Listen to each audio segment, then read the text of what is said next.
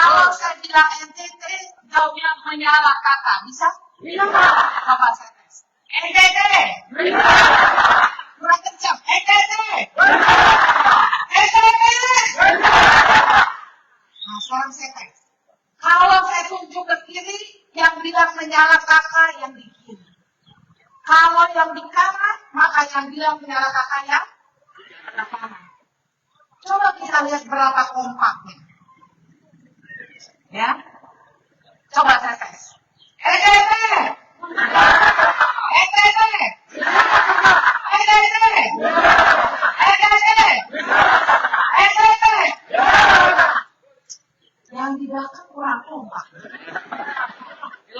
Ya. Berarti kamu mereka belum kompak. Perkebunan belum kompak. Yang lain belum kompak juga. Begitu ya. Nah, sekarang nggak apa-apa. Tepuk tangan buat semuanya. Saya persilakan duduk kembali. Tentunya yang saya hormati tuan rumah yang sudah mengizinkan untuk menggunakan tempat ini. Terima kasih banyak. Yang terhormat dan saya kasih Pak Ketua DPC Hanura Kabupaten Sumba Barat. Terima kasih banyak. Beliau mempersiapkan semua acara dalam waktu cepat. Ya. Kemudian yang saya hormati juga dan yang sangat saya kasihi, yang sudah merelakan tempatnya untuk membuat saya maju, Pak Refati Gas, Ketua DPD Provinsi Hanura Provinsi. Saya kasih tahu, Pak Refati ini adalah orang yang berjiwa besar. Karena beliau adalah Ketua DPD Provinsi NTT yang pada saat itu bersanding dengan Kakak Ans. Tapi beliau mengatakan, saya mundur, saya tetap di anggota DPRD Provinsi, saya mau berikan kursi saya ke ibu. Waktu itu beliau menunjuk saya sangat ragu di Jakarta. Pertemuan 3 jam, beliau ini jagoan merayu juga ternyata. Bagaimana mudahnya ini? Dan akhirnya kami memutuskan untuk saya mengambil alih tempat beliau. Jadi tepuk tangan untuk Pak Refati, orang yang banyak berjuang. Dan kemudian juga untuk para tim Hanura, anggota DPRD dan juga DPC ya dan PAC yang tidak bisa, yang belum bisa saya sebutkan satu persatu namanya, seiring waktu saya akan ingat. Dan juga Bapak Mama semua yang saya hormati, terima kasih banyak sudah hadir. Sekarang saya mau tanya sedikit. Siapa di sini yang pernah bertemu dengan Kakak Jen secara langsung sebelum hari ini? Ada 1, 2, 3. Nah, siapa di sini yang pernah bertemu dengan Kakak Ansi secara langsung? 1 orang di belakang, 2 di belakang, 3. Pernah secara langsung ya? Nah, kalau begitu saya wajib memperkenalkan diri sendiri, betul tidak? Betul.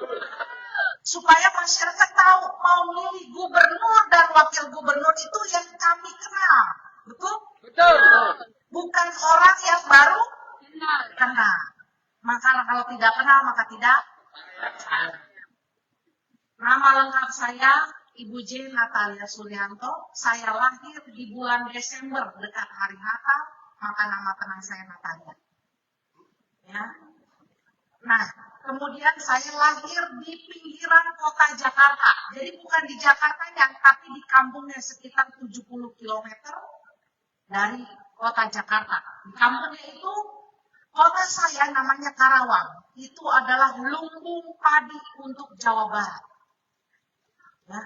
Jadi di lumbung padi itu kita memberi makan seluruh penduduk Jawa Barat yang jumlahnya 36 juta jiwa. Dari kota saya itu. Dari situ juga saya belajar untuk punya sawah. Jadi saya beli sedikit tanah sawah.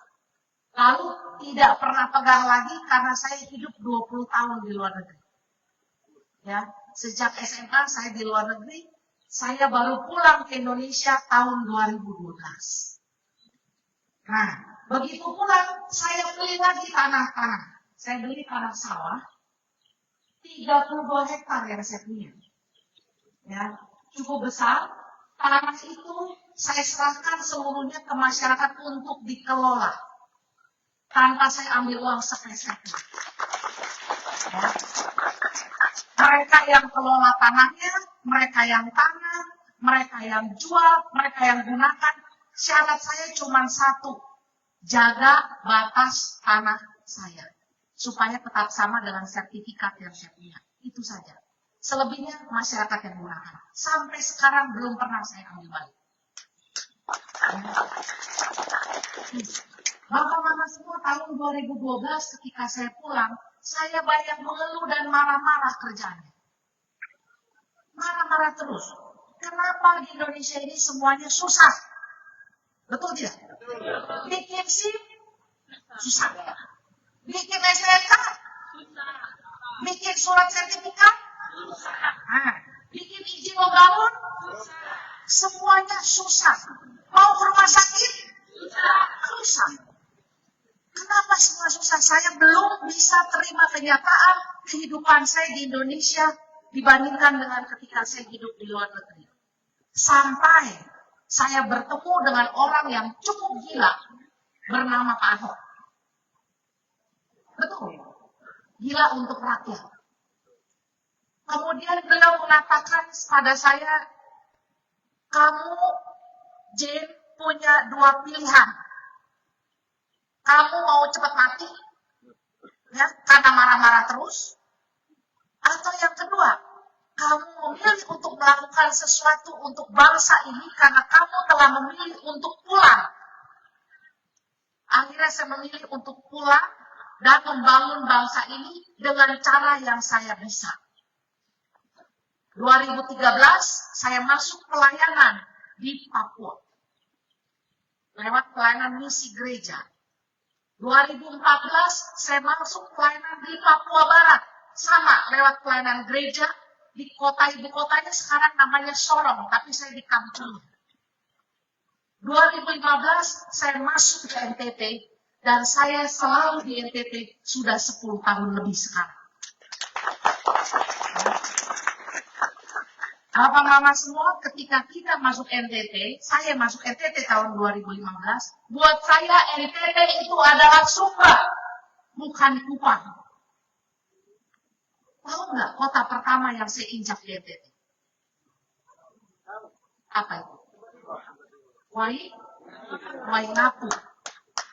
Ya. Jadi buat saya itu cinta pertama itu adalah Sumba, karena rutenya itu Jakarta, Denpasar, Waingapu, Jakarta, Denpasar, Tambolaka, tidak pernah Jakarta Kupang. Jadi buat saya NTT itu adalah Sumba. Tahun 2015. Ngapain dipujiin tahun 2015? Kalau di sini ada guru-guru honorer, 2015 saya banyak membantu guru honorer. Dan saya tahu pada saat itu gaji mereka 200.000 satu bulan. Betul tidak? Betul. 200.000 satu bulan, kita ngajarin anak orang, anak sendiri di rumah belum tentu bisa makan. Bagaimana mau semangat? Betul tidak? Betul. Akhirnya apa? Kita berikan bantuan operasional, kita berikan pelatihan guru. Karena guru-guru juga perlu dilatih bagaimana caranya mengajar dengan baik. Kalau gurunya pintar, maka muridnya pintar. Kalau gurunya tidak pintar, maka muridnya tidak kabur. Kabur dia bolos sekolah. Betul nggak? Akhirnya kita latih guru-gurunya supaya dia bisa mengajar dengan baik. Berlanjut kembali 2015, lanjut ke program beasiswa. Masuk ke program universitas, saya membuka program beasiswa untuk anak-anak kurang mampu yang rata-rata dari petani, nelayan, peternak. Tidak ada yang namanya orang dalam. Ya, karena beasiswa itu dari dana saya pribadi. Puji Tuhan sampai saat ini, anak beasiswa saya ada 77 anak. Ya. Semua dari dana pribadi. Ada yang sudah di Jerman, ada yang sudah sukses bekerja, ada yang di Jakarta, ada juga yang di luar negeri, tapi semuanya anak baik-baik. Rata-rata anak baik-baik. Hampir tidak ada yang terlalu miring hidupnya. Ya, jadi mereka semua rata-rata profesional. Ada beberapa anak Sumba yang memang saya sudah bawa ke luar negeri, lalu kembali ke NTT, supaya mereka belajar di luar negeri itu seperti apa. Saya bawa ke Singapura. Ya. Kemudian ada juga yang anaknya di Jerman, dia katakan dia menang lomba apa gitu, saya tidak ngerti juga. Lomba informatika, lalu dia menang sekitar 180 juta. Menang lomba. Saya bilang, saya nggak minta sepeser pun dari kamu, silakan ambil uang itu, kamu pakai untuk membantu keluarga kamu. Saya nggak minta sepeser pun. Ya, itu bukan hak saya. Kemudian saking juga, puji Tuhan, ada satu anak SBD yang saya bawa ke Jakarta untuk kuliah kedokteran. Dia anak Kodi. Dari kampung yang paling ujung di sana, Ombarade, saya bawa ke Jakarta. Dia sekarang semester 1 kuliah kedokteran. Ya, di Universitas Tarumanegara. Saya yang bawa dia, saya yang bayar tiketnya, saya membayarkan rumahnya, dan sekarang juga membayarkan sekolahnya. Jadi dia bisa konsentrasi dengan baik. Dan percaya tidak, Bapak Mama, kemarin ada tes anatomi kalau nggak salah, untuk badan, namanya juga dokter ya. Ada tes anatomi. Dari angkatan dia hanya 2 orang yang lulus, yaitu anak kiri, anak Sumba, dan 1 orang lagi. Bayangkan, kalau hanya 2 orang yang lulus, 1 anak Sumba yang lulus, yang lain harus mengulang lagi tahun depan. Dia akan menjadi dokter keempat dari Sumba dan kita akan cetak sejarah. Itu yang saya mau.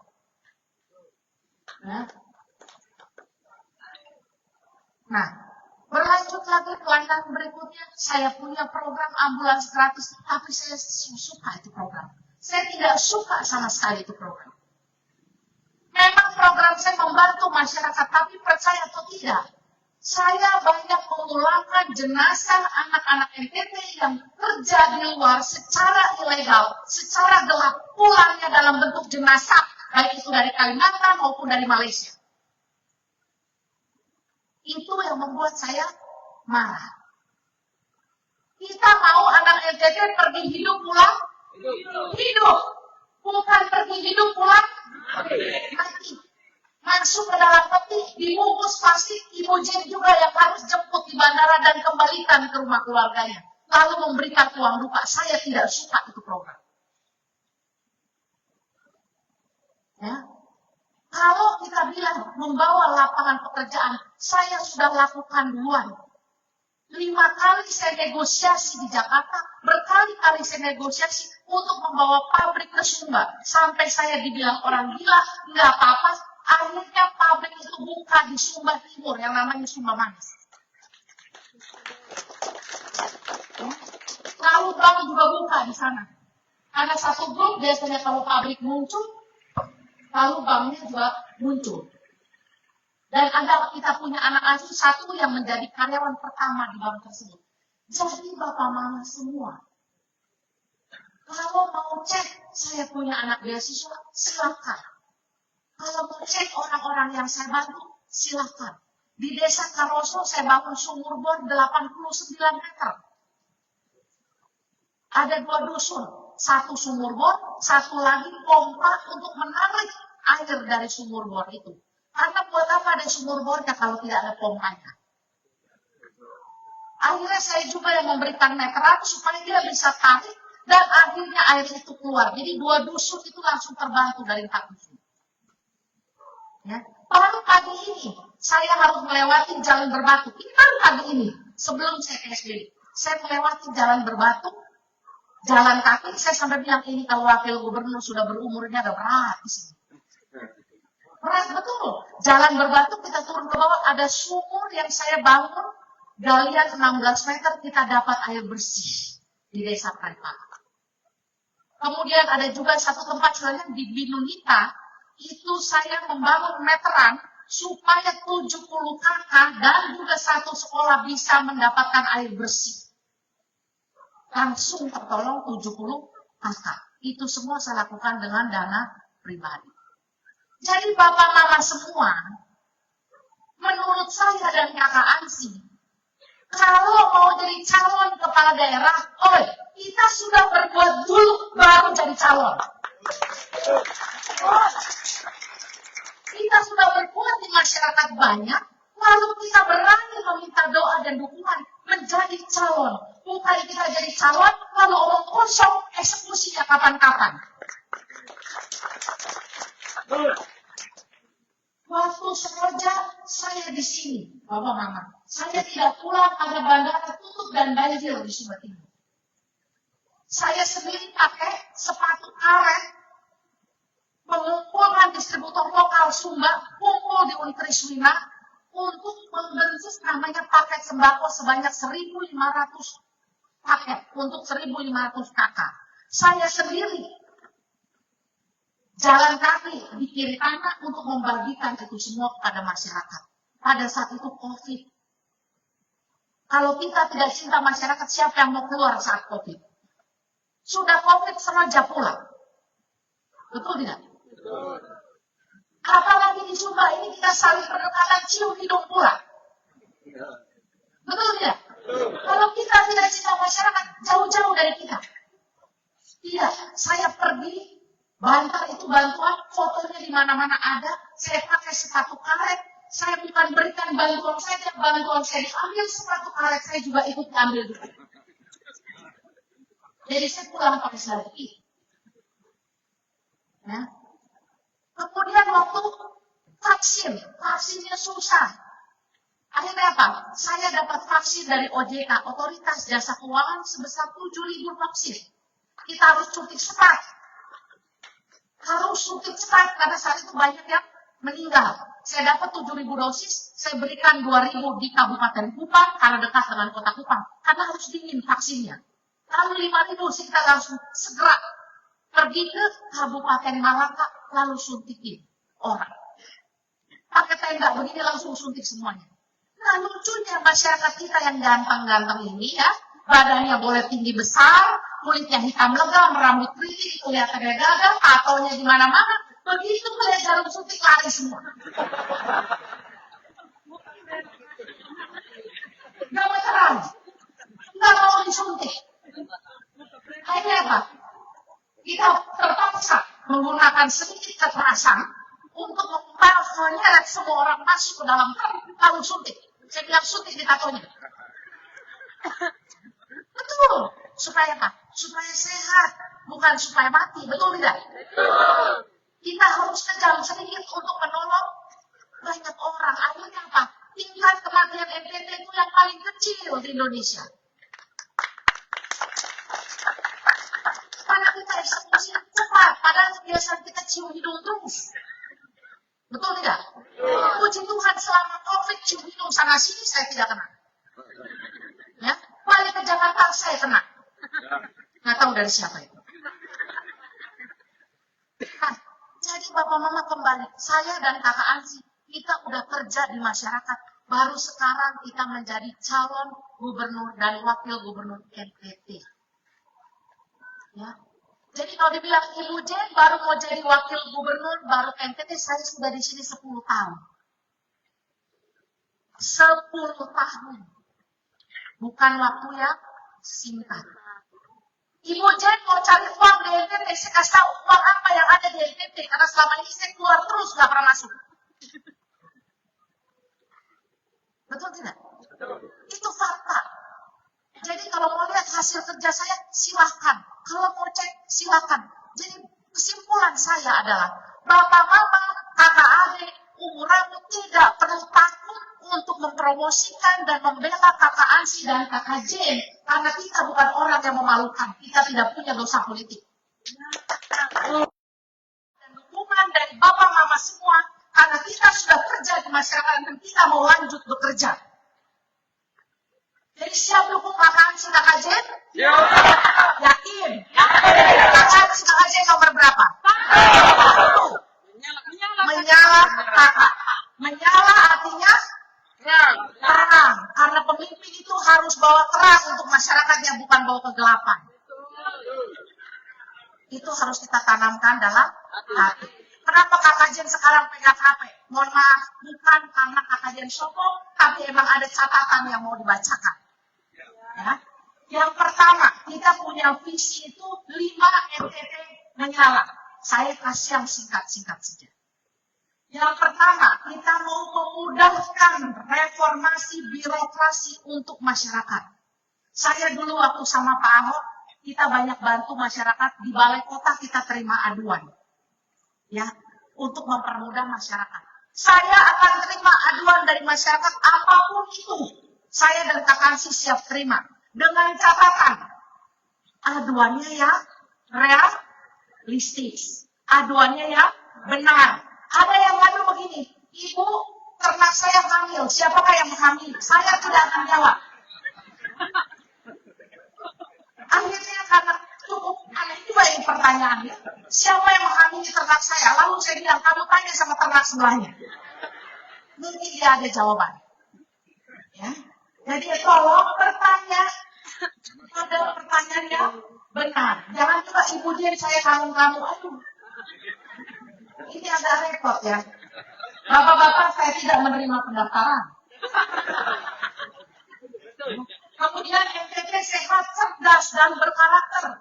Kalau kita ngomong soal cerdas dan apakah Ibu Jen Kak Hansi mendukung pendidikan, gak usah ditanya. Karena selama ini saya adalah donatur tetap pemberi beasiswa setiap tahun. Saya ini pelaku, bukan penonton. Saya punya anak-anak banyak yang saya sekolahkan. Kemudian NTT sehat, tentunya saya tidak bisa bilang apakah program ini akan berhasil, tapi ini yang saya perjuangkan. Selama ini BPJS banyak tunggakan. Betul tidak? Disuruh bayar mandiri, tapi lupa. Tadi yang mau masuk rumah sakit, kontak Ibu Jen, Ibu Jen bantu lunasi. Saya nggak bisa masuk rumah sakit karena tunggakan. Jadi buat saya, daripada begitu, lebih baik kita perjuangkan BPJS gratis 1 kelas. Di atas itu bayar, selama itu BPJS gratis 1 kelas. Ya, kalau yang lebih spesial, ya bayar sendiri, kan mampu. Betul tidak? Ya. Kemudian Ibu Jen juga akan membuat yang namanya gerakan 1000 laptop. Ya, anak-anak sekarang tidak bisa sekolah tanpa laptop. Tentunya laptop sekolah yang baik, ya. Saya tahu harga laptop untuk sekolah paling mahal 6 juta.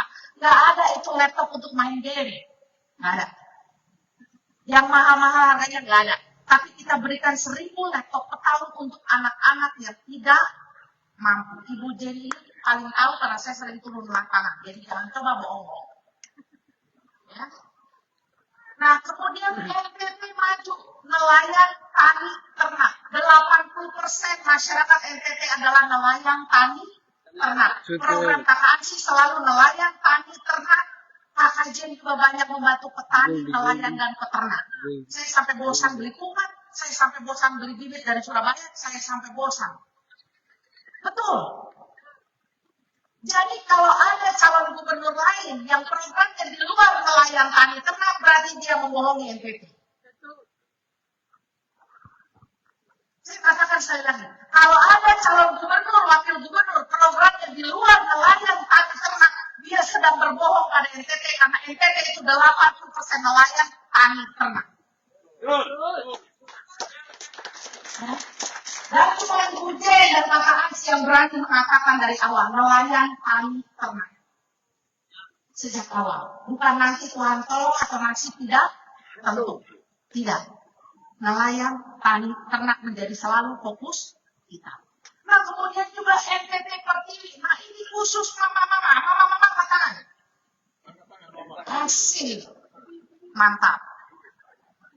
Mama-mama, Kak Jen juga sekarang sudah ya, bukan belum, sudah dalam skala kecil memberikan UMKM khusus mama-mama. Saya sudah lakukan itu, meskipun banyak yang bangkrut, tapi tetap saya membentuk UMKM khusus mama-mama. Artinya apa? Kelompoknya 5-10 orang, permodalan awal 5 juta atau 10 juta tergantung usahanya apa. Dengan catatan, usahanya itu usaha yang baik, ya, bukan usaha yang aneh-aneh. Nah, kemudian usahanya juga harus membuka rekening kelompok. Saya nggak mau memberikan uang kepada rekening ketua kelompok. Apa akibatnya kalau memberikan uang kepada rekening ketua kelompok? Hari itu datanglah koperasi selamat pagi, bubar semua. Betul tidak? Baru uang masuk, aduh ada kebutuhan hari ini beras di rumah kurang, lalu ada bapak-bapak selamat pagi, repot. Akhirnya bukan jadi usaha, malah jadi habis. Nah kemudian juga UMKM ini, mohon maaf, saya sudah tidak melayani lagi UMKM untuk kelompok ternak. Kenapa begitu? Kalau ternak kita serahkan aja ke bapak-bapak deh. Ya, soalnya kalau mama ini ternak ini, babi saya dari 20 jadi 7. Saya rasa setiap kali ada acara itu babi saya jadi korban. Ya, jadi kalau kelompok ternak ini agak sulit untuk bisa dipertanggungjawabkan. Tapi kalau Ibu Jen, mohon maaf bapak-bapak yang ganteng, Kakak Jen belum membuat UMKM khusus bapak-bapak. Nah, hari mana bapak-bapak berkumpul bersama lalu diberikan uang 5 juta, maka yang terjadi adalah PCI dan Suneboga.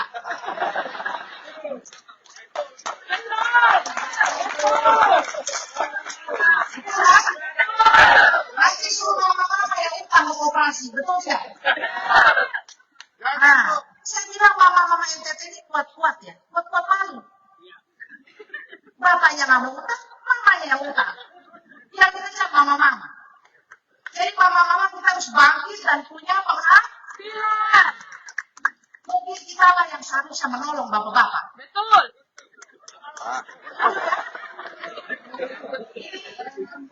Nah,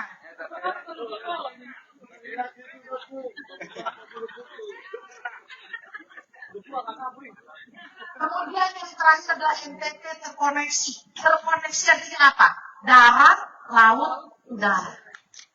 Ya, kalau darat kita sudah tidak bicara panjang lebar lagi, kita langsung lihat daftar jalan provinsi, mana yang rusak berat, mana yang rusak ringan, mana yang bisa jadi prioritas untuk diperbaiki duluan. Ya, kalau udara, tentunya kita butuh internet. Ya, kita akan mencoba satu program. Nanti seiring waktu akan saya sampaikan, ini program cukup rumit dijelaskan, tapi efeknya adalah internet itu tidak perlu lagi namanya beli pulsa. Ya. Nah itu yang sedang kita perjuangkan. Jadi apakah itu kerjasama swasta? Apakah ini konkret? Konkret. Apakah ini muluk-muluk? Tidak muluk-muluk. Kenapa? Karena ibunya itu di lapangan terus dan kita mengerti masyarakat kita. Bukan saya duduk di kantor lalu bikin teori. Ya. Nah, dari 5 NTT menyala ini, kita akan jalankan bersamaan dalam skala prioritas. Lalu bertanya, apakah KKJ akan melanjutkan program beasiswa? Tentunya malah lebih banyak. Ya. Banyak hal yang bisa kita lakukan dengan kekuasaan, bukan dengan hanya sekedar jaringan. Contohnya begini Bapak Mama, siapa yang di rumahnya sudah ada listrik? Siapa di rumahnya sudah ada listrik? Semua sudah ya? Puji Tuhan, karena ini perkotaan. Nah, saya pernah ke satu kecamatan nggak ada listriknya Bapak Mama. Satu desa, 4 dusun, 2 dusun nggak ada listriknya. Saya pribadi sudah menyalakan listrik sekitar 1.300 rumah. Pribadi. Ya. Tapi bayangkan begini, misalnya Bapak yang ganteng ini. Bapak adalah kepala, misalnya ya, ini contoh ya, adalah kepala PLN provinsi, misalnya. Contoh. Umpama, ya, Ya, Bapak yang ganteng, ini loh, 20 kecamatan di NTT yang belum ada listrik sama sekali, Bapak. Ini tugas Bapak untuk menyelesaikan dalam waktu 2 tahun. 2 tahun nggak selesai, mungkin Bapak yang saya pindahkan ke pulau yang tidak ada listriknya. Nah, begitu kan? Itu kalau punya kekuasaan, kalau kan kita cuma ngomong-ngomong kan didengar. Betul tidak? Betul. Maka kalau kita mau menjalankan program kita, nggak ada cara lain selain KKS AMCI dan KKJ yang harus menang. Terutama di Sumba, KKJ tidak terima kalah di Sumba. Sumba cinta pertama, tempat pertama yang saya injakan kaki di NTT, saya tidak terima kalah di Sumba. Siap, menangkan. Investasi sosial begitu banyak, anak asuh begitu banyak, yang saya berikan untuk Sumba terlalu banyak. Jadi saya tidak terima kalau di Sumba kita tidak menang. Ya, menang. Siap kawan-kawan kita aja? Yakin? Yakin aja nomor berapa? Mantap sudah. Menyala kakak. Nah, nanti 27 November, ya, mama-mama tolong ingetin bapak-bapaknya. Ya, 26 November malam, bapak-bapak tidak boleh minum banyak-banyak.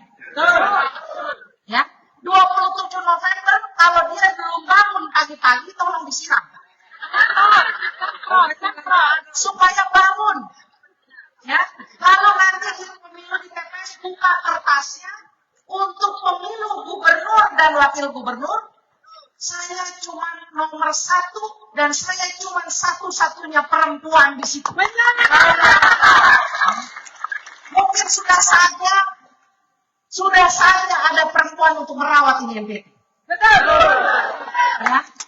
Jadi nomor 1 di pemilu gubernur dan satu-satunya perempuan. Jadi mama-mama saya titip pesan, 27 November pagi, bapak-bapak jalan ke TPS, bilangin pilih yang perempuan. Atau tidak? Ya, atau tidak? Nanti malam kamu tidur di luar. Bisa ya? Bisa mama-mama ya, bapak-bapak? Baik. Sudah saatnya mama-mama menjaga bapak-bapak, terutama 27 November, kalau dia miring-miring, dia tidur luar sampai 29 November. Setuju ya? Baik, saya nggak akan bicara panjang kali lebar, kali tinggi lagi, sudah malam. Terima kasih semuanya, shalom. Tuhan berkati kita semua.